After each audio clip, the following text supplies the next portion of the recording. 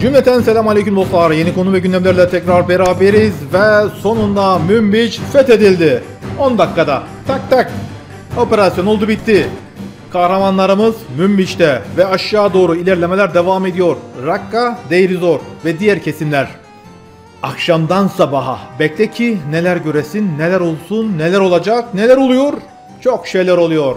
Kadim Türk Devlet Aklı büyük planı, büyük Türkiye planı kalem kalem, adım adım uygulanıyor. Ve son dakika. Özgür Suriye ordusu Türkiye'nin önderliğinde büyük bir operasyona hazırlanıyor. Büyük bir taarruza PYD, YPG'yi o arkada haritada gördüğünüz tüm sarı bölgelerden silip süpürecek dev bir harekat. Aynel Arap, Haseke, Kamışlı, yani Fırat Nehri'nin doğusuna dev bir operasyon. Fırat Nehri'nin batısı tamamen temizlendi. Tel Rifat kalmadı, Münbiç kalmadı, ora bura her taraf bitti. Tertemiz, cıncık gibi oldu. Sıra Fırat'ın doğusunda. Mazlum Kobani tutuştu. Amerika yetiş diyor ama Amerika ona aynı Afganistan'da o Amerika ile işbirliği yapan Afganların olduğu gibi uçağın bacağına sarıldılardı ya. Şimdi Mazlum Kobani de Amerikalıların uçağının bacağına sarılmaya başlar. Bırakmayın beni. Kavvat Amerika. Nereye gidiyorsunuz? Bak Kavvat Moskov gitti. Kavvat Persler de gitti. Sen nereye gidiyorsun? Ula zaten baş Kavvat o. Herhalde gidecek. Seni çatır çatır tabii ki satacak. Kahraman Türk ordusu ve Türkiye'nin eğittiği yetiştirdiği Özgür Suriye ordusu PYD, YPG, CRD, GRG, YRG, DRG'lere boydan dalacak. Bekleyin. Vakit onlar için de geldi. 13 yıldır süren 13 günde tertemiz oldu. Biz buna ne diyoruz? Kadim Türk Devlet Aklı. Türkiye'nin desteklediği Özgür Suriye ordusu Suriye'de tamamen ama tamamen yeni bir yapılanmayla hayata geçti ve orada cıncık gibi ortalığı yaparaktan Şam'a bayrak dikildi. Şam ve tabi İsrail'le, Lübnan'la, Ürdün'le bir gecede sınır olduk. Türkiye dolaylı yoldan İsrail'le sınır oldu. İsrail gelecek, İsrail gelecekken biz gittik. Dur la dur. Biz bu toprakları iyi tanırız. 1000 yıldır bu toprakları biz yönetiyoruz. Bu toprakların hamisi biziz. Biz iyi biliriz. Sen boş yere gelme. Sen daha dün Birleşmiş Milletler öncülüğünde kurulan bir ülkesin. İşgalcisin. Sen nesin? Tırtsın. Buraların hamisi biziz. Biz dedik ve gittik. 5 milyon Suriyeli'ye 10 yıldan fazladır ev sahipliği yaptık ve 5 milyon Suriyeli tabii çoluk çocuk derken işte 10 milyona yakın oldular. Ve bunlar artık geri dönmeye başlıyorlar sevgili dostlar. Ve düşünün ki bunların hepsi Türkçe öğrendi. Hele ki gençleri, çocukları tamamen Türkçe. Yani dilleri, ana dilleri Arapçadan daha iyi Türkçe biliyorlar. Çünkü Türkiye'de doğdular, büyüdüler, yetiştiler, eğitim aldılar. Ve şimdi onlar memleketleri Suriye, geri dönmeye başlıyorlar. Orada bir düşünün, Suriye sokaklarına çıktın, Suriye caddelerinde, şehirlerinde geziyorsun, her tarafta Türkçe konuşan insanlar. Ha? Kulağa bir hoş geliyor değil mi? Evet. Kardeşlerimiz Suriye'de. Suriyeliler Türkiye'ye geldi, oldu bu oldu. Türkiye işte asimile olacak, Türkiye'de Arapça konuşacak. Ama Türk Devlet Aklı öyle bir planlamayla beraber o gelen 5 milyon Suriyeli, 10 milyon Suriyeli geri Türkçe öğrenerekten geri Suriye'ye dönüyor.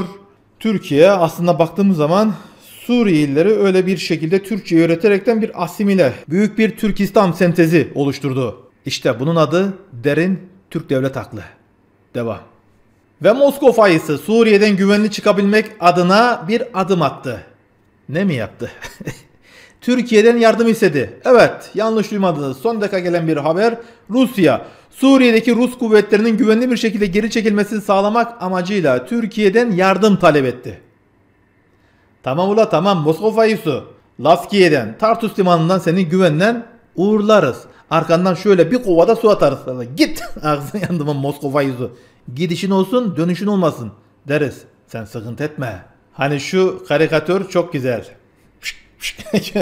Sayın Erdoğan Maraş dondurmacısı olmuş. Elinde tık tık dondurmayı çeviriyor. Putin de evet Putin sana aynen Suriye'de bunu yaptık. Kader ağlarını bizim için ördü. Zafer Türkiye'nindir. Türkiye ile beraber olan Suriyelilerindir. Zafer Türk İslam'ındır. Devam.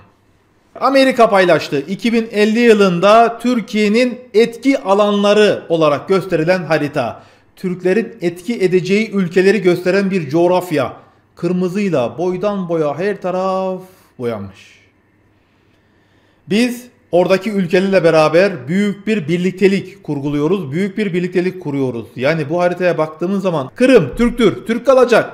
Kırım Tatarları tekrardan memleketlerine kavuşacaklar ve yetmeyecek Eflan Boydak beylikleri de bizimle beraber adım atacak. Zaten can kardeş Azerbaycan bizimle beraber. Güney Azerbaycan, Tebriz kardeşlerimiz bizimle beraber. Afrika'nın dört bir köşesinde, Balkanlarda. Hani bu haritadaki en güzel nokta ise Zirtakiler, Yunanistan. Yunanistan tamamen Türkiye'nin etki alanına girecek. Bizim kontrolümüzde bir Yunanistan, bizim kontrolümüzde Zirtakiler. Çok güzel. Onları dadında oynatırız. Akıllı ol yavrimu, akıllı ol Palikarya. Çılgınlık yapma. Bak Amerikan abin ne diyor, Johnny abin?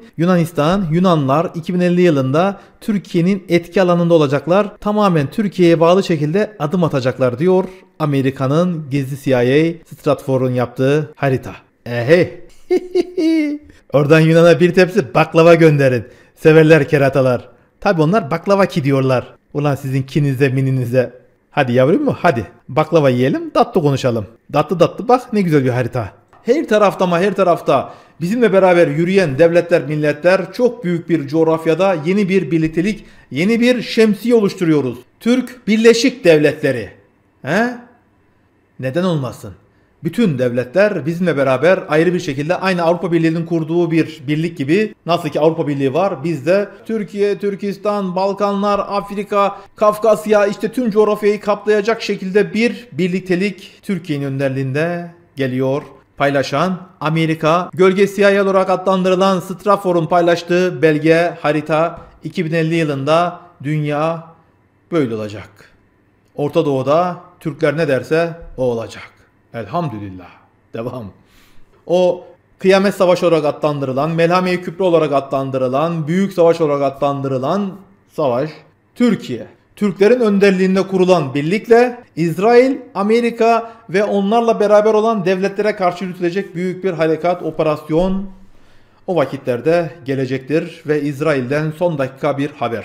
İsrail Genelkurmay Başkanlığı Golan Tepelerinin azıcık daha ilerisinde Birleşmiş Milletler güvenlik alanı vardı. Suriye ve İsrail arasındaki işte silahsızlanmış alan, aynı Kıbrıs'taki Yeşil Hat gibi, orayı İsrail güçleri işgal etti. Çok büyük bir alan değil. 500 metre genişliğinde, yaklaşık 100-150 kilometre uzunluğunda, yani toplamda 200-240 kilometre kare civarı bir yer.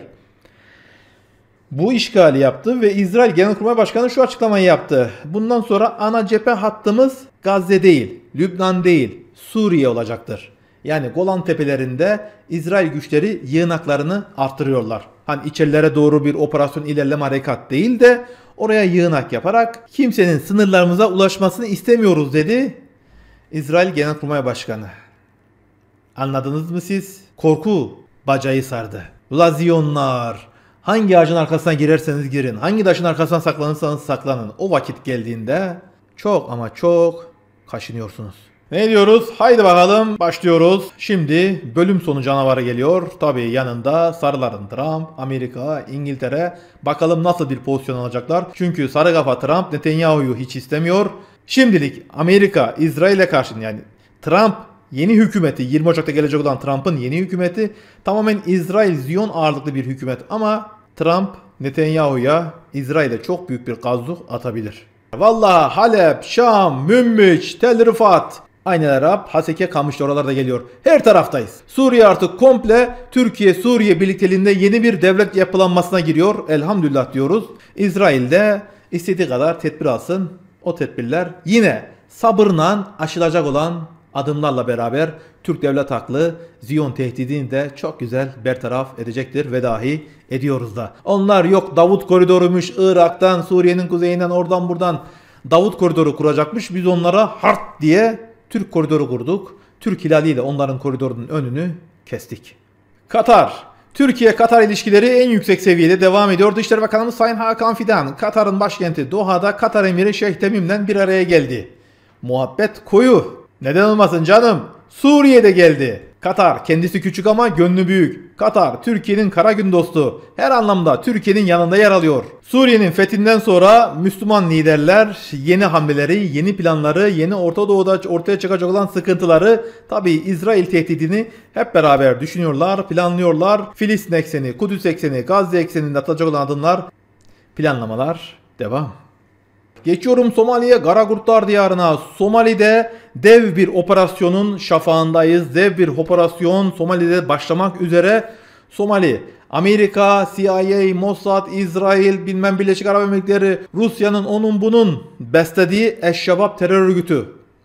Türkiye'nin eğittiği, yetiştirdiği Somali güçlerine karşı büyük bir tehdit unsuru oluşturuyor ve Kenya'ya gelen Amerika'nın en büyük, Afrika'daki en büyük üssü Kenya'da inşa edildi. Onların gelişinden sonra Somali'de bulunan bu Eşşebab terör unsurları Somali başkenti Mogadishu'ya, Mogadishu hükümetine büyük tehdit oluşturuyor ve işte Somali hükümeti arkadaki gördüğünüz fotoğraflarla beraber net mesajı verdi. Bunlar kim mi? Bunlar Mavi Bereliler. Bunlar Türkiye'nin eğittiği, yetiştirdiği ve donattığı ve tamamen bir Türk askeri gibi savaşa hazır hale getirdiği Somali Gorgor birlikleri, Somali Mavi Berelileri hazırlar. Türk bayraklarıyla eğilmişler, önde yazıyor: biz cesuruz, hazırız, biz komandoyuz.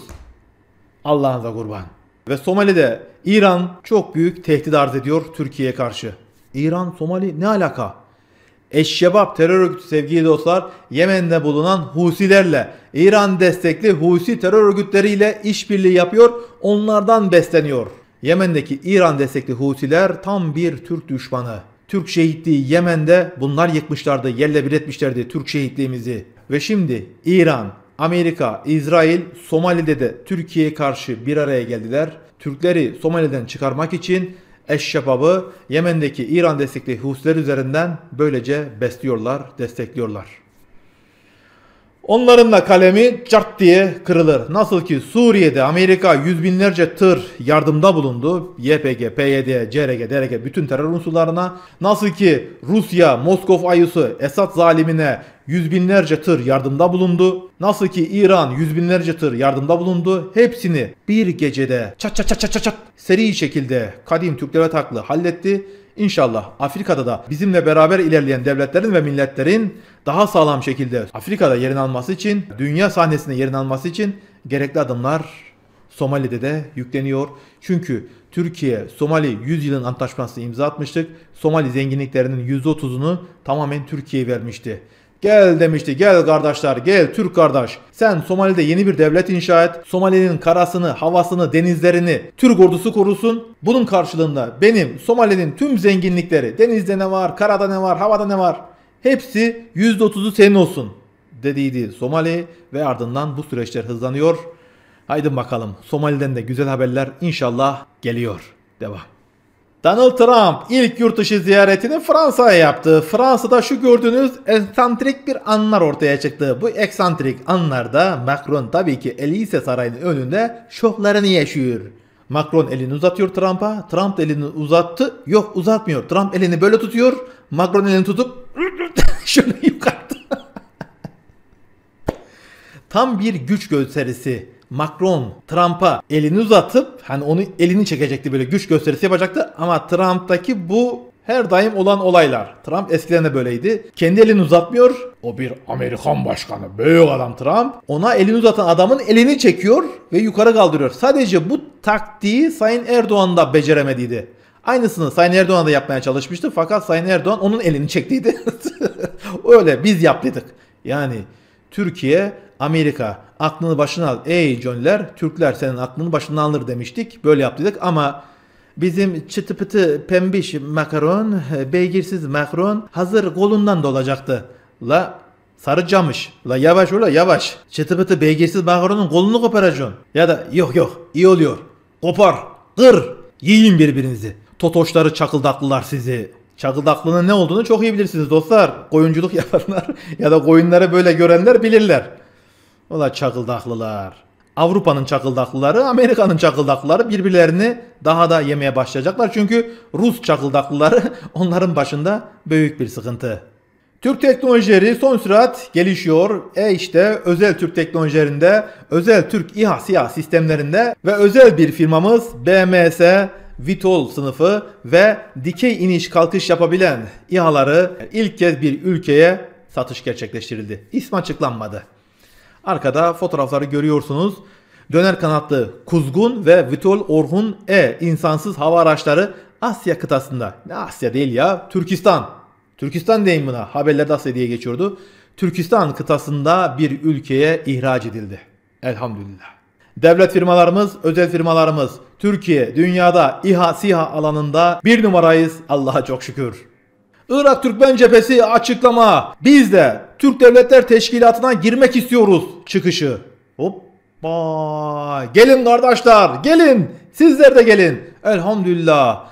Irak'ın kuzeyi Türkmen Cephesi Başkanlığı ve Türkmen Cephesi Kerkük Milletvekili Erşad Salih'i bu açıklama büyük yankı buldu. Arkada size bir video paylaşacağım. Irak Türkmen Cephesi Kerkük Milletvekili Sayın Erşad Salih'i Bakü'de, Azerbaycan'da, Azerbaycan Meclisi'nde konuşma yaptı. O anları dinliyoruz. Ardından devam edelim. Azerbaycanlıların tarihi haklarıdır. Geçmişten günümüze taşıdığımız değerlerimizi ve iddialarımızı unutmadan Türk dünyasının daha güçlü, daha birleşik bir geleceğe doğru ilerlemesi için hep birlikte çalışmaya devam etmeliyiz ve edeceğiz. Son olarak bir dörtlükle Irak Kerküklilerden size armağan edeceğim. Azerbaycan suyundan Oğuz Bayat boyundan, Azerbaycan suyundan Oğuz Bayat boyundan, Dicle Fırat suyundan feryadımı getirmişim. Sağ olun, var olun. Azerbaycan Meclisi'nde bu açıklamayı yapan Kerkük Milletvekili Erşad Salih'i mesajını şu şekilde devam ettirdi. Türk Devletleri Teşkilatı içerisinde bizler de yer almalıyız, Kerkük Türkleri de yer almalı diyerek büyük bir mesajı Türk dünyasına böylece vermiş oldu. Sabredin kardeşler. Sabredin Irak'taki Türk kardeşlerimiz. Sabredin. Elbet sizler de. Elbet İran'daki Güney Azerbaycan Türk'ü kardeşlerimiz de. Onlar da elbet dünyanın dört bir tarafında bulunan kardeşlerimiz de. Sizler de Türk Birliği'nde yerinizi alacaksınız. Yavaş yavaş. Türk devleti aklının atacağı adımlarla beraber hepsinin zamanı ve sırası gelecektir. Bu düşünce bile, bu niyet bile çok güzel bir durum. Çünkü dünyada büyüyen güç Türk Birliği, Türk İslam Birliği çerçevesinde bu istekler, bu adımlar daha da yükselecektir. Allah'a çok şükür. Kerkük Türktür, Türk kalacak. Böyle dediysek de Kerkük'teki Kürt kardeşlerimizi, Arap kardeşlerimizi diğerlerine attık mı? Hayır, asla ve kata böyle bir durum yok. Bizler her çeşit kimliğimizle al bayrağımızı, Türk bayrağımızı seven bu milletler unsuruyla ve Türkiye'mizi seven devletler milletler unsuruyla ve dahi büyük Türkiye misak-ı milli haritası etrafında birleşen kenetlenen güçler olaraktan hep biriz, beraberiz. Türk'ü Kürt'ten, Kürt'ü Türk'ten ayıramazsınız. Çünkü bizler Müslüman Türkler, Müslüman Kürtler, Müslüman Araplar her daim birdik ve dahi beraberdik ve hep beraber olmaya devam inşallah. Ve Kuzey Kıbrıs Türk Cumhuriyeti Suriye arasında MEP antlaşması geliyor. Ne? Evet, yanlış duymadınız. Suriye hükümeti ve Kuzey Kıbrıs Türk Cumhuriyeti hükümeti arasında birbirini karşılıklı olarak tanıma ve ilerleyen safhada Suriye Kuzey Kıbrıs Türk Cumhuriyeti MEP antlaşması yükleniyor. Hoppa. Ne diyorsun Bilal Feyza? Vallahi ben demiyorum. Arap basını yazıyor ve Rum basını, Yunan basını yazıyor. Aha da arkadan Yunan basının manşetini görüyorsunuz.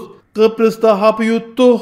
Suriye'de hapı yuttuk. Türkiye, Kuzey Kıbrıs Türk Cumhuriyeti, Suriye üçlü ittifak yaparak ilk olarak Suriye'de yeni kurulacak olan hükümet Kuzey Kıbrıs Türk Cumhuriyeti'ni devlet olarak tanıyacak ve ardından Suriye'de kurulan o yeni hükümet Kuzey Kıbrıs Türk Cumhuriyeti ile bir MEP antlaşmasına imza atacak. Geliyor. Elhamdülillah. Akdeniz'de, Doğu Akdeniz'de büyük, çok büyük mavi vatan. Düşmanların o kurduğu planlar, o incik pincik yıllardır uğraştığı, ayarladığı sinsi tuzaklar.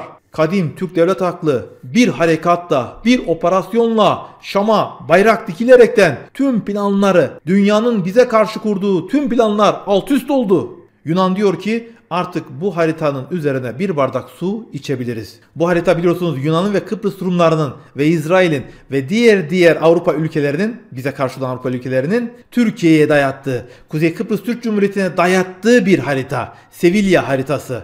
Biz o Sevilla haritasını aldık şimdi. Büktük, dürdük böyle güzelcenek. Şöyle epey heybetli bir şey yaptık.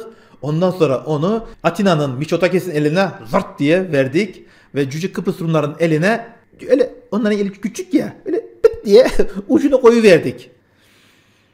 Bittiniz oğlum, bittiniz. Biz hem sahada, hem masada, hem diplomaside, hem tıpa masasında hepsinde kazanıyoruz Allah'ın izniyle. Bu zaferleri nasip eden Allah'a hamdolsun. Yunan basını diyor ki bu harita artık çöp oldu çünkü Kuzey Kıbrıs Türk Cumhuriyeti Suriye'de kurulan yeni hükümetle ilk olarak karşılıklı birbirini tanıma, ardından MEP Antlaşması'yla beraber bittik. Yunanistan bundan 5-6 yıl önce Türkiye-Libya MEP Antlaşması'nın hayata geçmesiyle tamamen bir bozguna uğradıydık. Bunun bir benzer sürecini Kıbrıs Rumları da yaşıyor. Kıbrıs Rumları Suriye'de Türkiye destekli Suriye muhalefetinin iktidarı ele geçirmesiyle, Suriye'yi tamamen ele geçirmesiyle beraber çok farklı bir Akdeniz'de, Doğu Akdeniz'de sabahlara uyanacağız. Tıl tıl tıl. Kaçınız geldik. Lübnan, Kuzey Kıbrıs Türk Cumhuriyeti MEP Antlaşması. Daha neler neler. Filistin MEP Antlaşması, Filistin-Türkiye MEP Antlaşması olmalı diyoruz ama Gazze ekseninde de sıkıntılar var. Zaten Filistin'de bir de Mahmut Abbas denen sıkıntı var. Filistin Devlet Başkanı o birçok noktada maalesef Rumların yanında, Ermenilerin yanında, Yunanlıların yanında ama Türklerin yanında olmuyor. Onun da elbet iktidarı ayağından kayacaktır. Filistin'de de tamamen Türkiye yanlısı bir iktidar gelecektir inşallah. O zaman Filistin'e daha rahat adımlar atabiliriz. Adam Türkiye bile zor gelmişti Mahmut Abbas. Türkiye'ye gelmeyeyim diye açıklama yaptı, hatırlayın değil mi? Ondan sonra Sayın Erdoğan ne dediydi? Sen niye böyle söylüyorsun? Hani sen Türkiye'ye gelecektin diye Sayın Erdoğan sert çıkınca 3 gün sonra koştur Filistin Başkanı Mahmut Abbas Türkiye'ye gelmişti. Olur bu olur şu olur. Onlar plan kuranlar ama onların planlarını depelerine, başlarına geçire ilerleyen bir Türk devlet aklı. Siz hepiniz biz Türk. Durmadık, durmuyoruz, durmayacağız. Doğru bildiğimiz yolda koşar adım ilerlemeye devam. Yolumuz ilahi kelimetullah, hedef Kızıl Elma. Bu bağlamda Allah kahraman Türk ordumuzu her daim muzaffer lisanla Türkiye'mizi her daim yücelsin. Yeni konu ve gündemlerle tekrar görüşünceye kadar inşallah. Allah'ın en güzel rahmeti, selamı, bereketi hepimizin üzerine olsun sevgili dostlar. Allah'a emanet olun.